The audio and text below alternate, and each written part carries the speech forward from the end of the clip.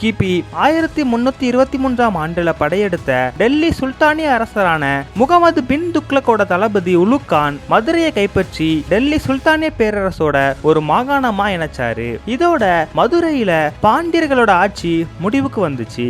இந்த படையெடுப்புல தப்புன பாண்டிய மன்னர்கள் தெற்கு நோக்கி வந்து தென்காசிய தலைநகரமா கொண்டு திருநெல்வேலி அப்புறம் அதை சுற்றி இருந்த பகுதிகளை மட்டும் ஆண்ட சிற்றரசர்களா மாறினாங்க. ஆனா இவங்களும் தங்களோட வாரிசு உரிமைக்காக தொடர்ந்து சண்டை போட்டுக்கிட்டே இருந்தாங்கிறது சில வெளிநாட்டவர்களோட பயண குறிப்பு மூலமா நமக்கு தெரிய வருது. அதாவது ஒரே நேரத்துல ஒரு பாண்டிய மன்னர் தென்காசிய தலைமையிடமா கொண்டும் மற்றொரு பாண்டிய மன்னர் கோவில்பட்டிக்கு அருகே இருந்த கயத்தார தலைமையிடமா கொண்டும் ஆண்டாங்கிறது நமக்கு தெரிய வந்திருக்குது.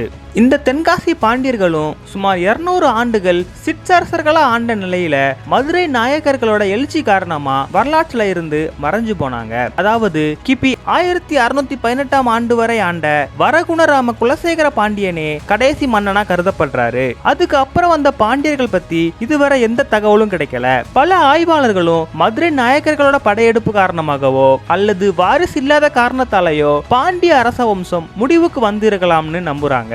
ஒரு காலத்துல இந்தியாவோட மிக பெரிய பேரரசா இருந்த பாண்டிய பேரரசு தங்களுக்குள்ள அடிச்சுக்கிட்டதால தங்களோட வலிமையை இழந்து சிற்றரசு நிலைக்கு தள்ளப்பட்டு வரலாற்றுல இருந்து காணாமலே போயிட்டாங்க.